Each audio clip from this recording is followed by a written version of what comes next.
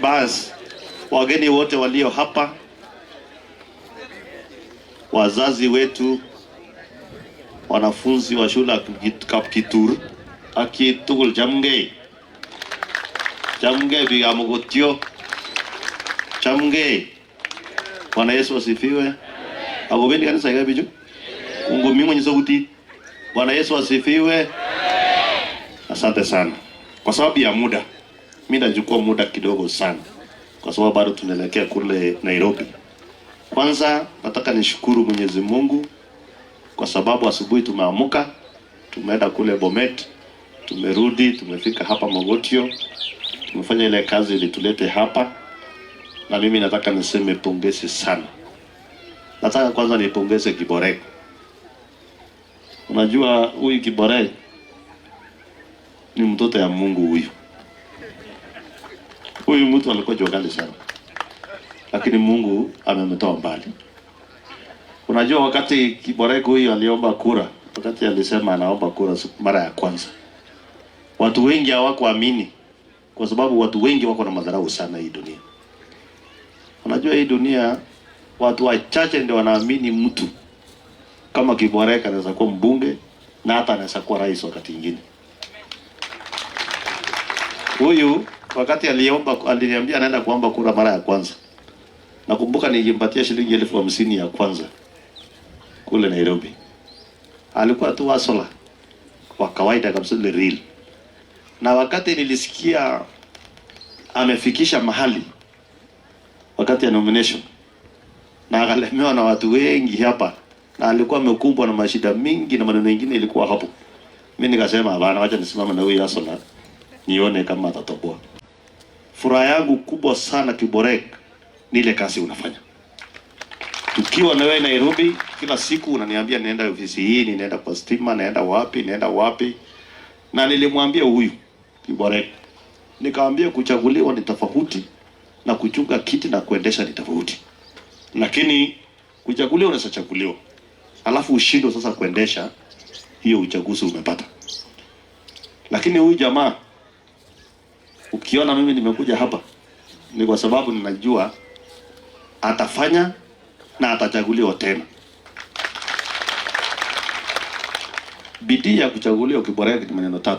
Ya kwanza, make sure CDF itumike kwa njia ya haki.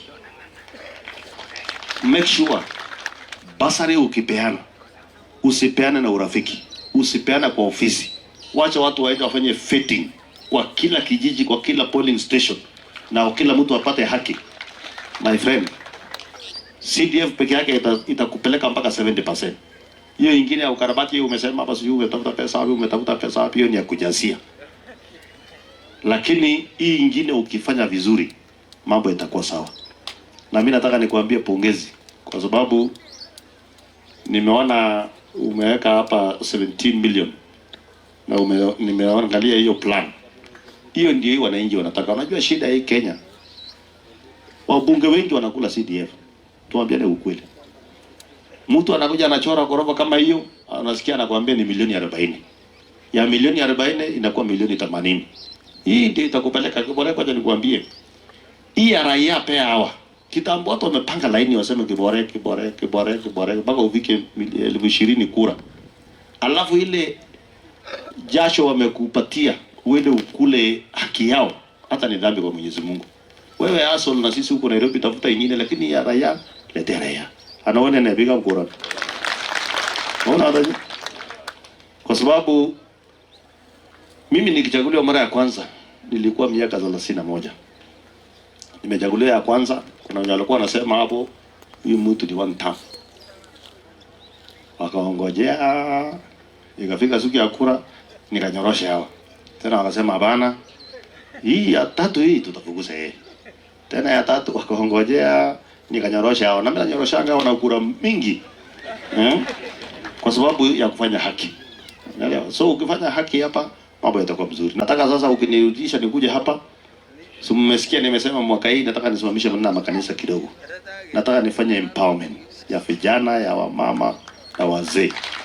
So nikifanya Kapseret 5 nakuja nakufanyia moja, naenda nafanyia Nyakundi moja, nafanyia Maklab moja, nafanyia Chebor moja, hivyo hivyo. Tusunguke, tusaidiane ili hii nchi iende mbele. Ya pili, mimi nataka niseme sisi wote ni wa Kenya. Nimesikia watu wengi wanasunguka. Unajua hii madharau ndogo ndogo iko hii Kenya ni ya watu wachache wenye wanafikirianga sisi wengine ni others. Yaani hawa ndio wenyewe, sisi wengine wote ni others. Sisi wote ni wa Kenya na tuende mahali. Na nataka niambie hao wakora wako huko Nairobi wa mtandao, wale wananunua vijana na pesa kidogo. Na najua hiyo tabia iko all over. Hata hapa Baringo iko. Kuna viongozi wako na tabia mbaya. Badala ya kusaidia mtu pesa ya afanye biashara, apone. Afadhali nikitoka hapa leo nilikuwa nimesaidia mtu mmoja na huyo mtu mmoja apone. Ushinda kuchukua shilingi 10,000 unapatia vijana shilingi 1,000 unasema tusi ule, andika ule, mwambie ule. Sasa nikuulize wewe. Ukitusi mtu kwa Facebook ama kwa WhatsApp, utakuwa umetoa huyo mtu makucha hata kwa mkono? Si ni kuandika tu hapo vitu tu inasomwa tu kama kawaida napita. Mbona huyu mtu asichukue 50,000 asaidie kijana mmoja afanye biashara? Na ndio unaona hii WhatsApp nilikuwa naona inatisha watu wengine na hii Facebook. Mimi nashindana na watu, mimi ni mtu sistuke na sitishiki na hizo vitu. Na ndio tulisikia niliambia wajuzi. Nasikia wengine wanasema huyu William Ruto ni tamu moja. Huyu William Ruto tulifumulia Kibaki, my friend. Wakati ya Kibaki mkikumbuka, wakati Nyayo alitoka, uchumi ilikuwa mbaya. Na Kibaki akang'ang'ana. Lakini hakufanya na mwaka moja, hakufanya na miaka 2, hakufanya na miaka 3. Alifanya na miaka 4, miaka 6. Ndio nchi ikashika laini. Sasa huyu wetu amepata tu juzi uongozi, hajamaliza mwaka 2, kuna mwenye anasema pale Ruto must go, sijui nini. Kama hiyo mimi uliwendia Ruto. Ako ngoma nyegura niki kinyiti.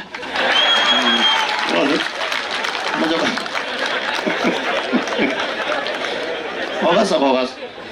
So mete bi jita kanyu agile Ruto must go mami. Ogas kwani ole nini kiriaje kurikete.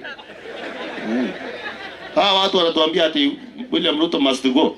Tunataka tuambie hawa mtupatie nafasi. Tuongee 2027. Na mujipange. Wacha kuongea tu hapo kwa mtandao. Ruto must go. Sijui Ruto anachora amekufa kwa sanduku. Sijui nini. Kwanza wewe mwenye ulichora William Ruto na mwenye ulisponsor kuchora William Ruto, utakufa mbele ya William Ruto na utakufa mbele yetu sisi wote. Wewe ndio utatangulia kwa hiyo kaburi.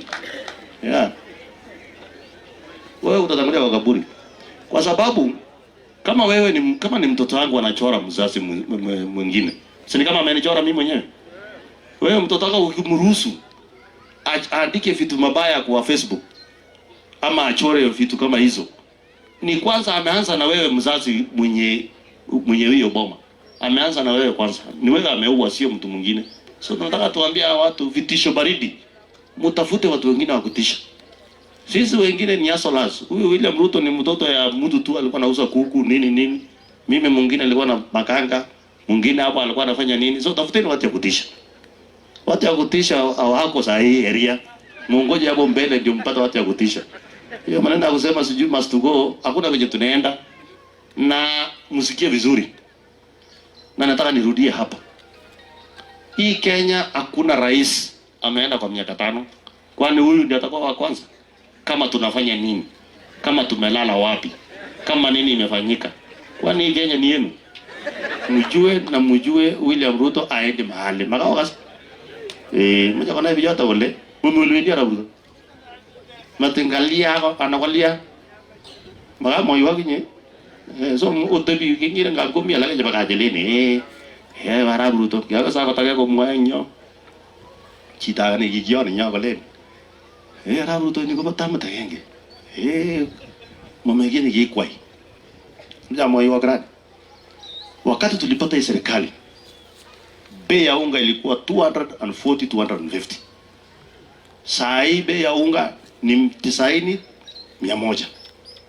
Wakati tulipata hii serikali dola ilienda mpaka 160. Sasa hii dola ni 127. Wakati tulipata hii serikali fertilizer ilikuwa 7,000. Sasa hii ni 2,500. Wakati tulipata hii serikali maziwa ilikuwa inauzwa shilingi 32, mara 34, 35. Sasa hii maziwa ni shilingi 50.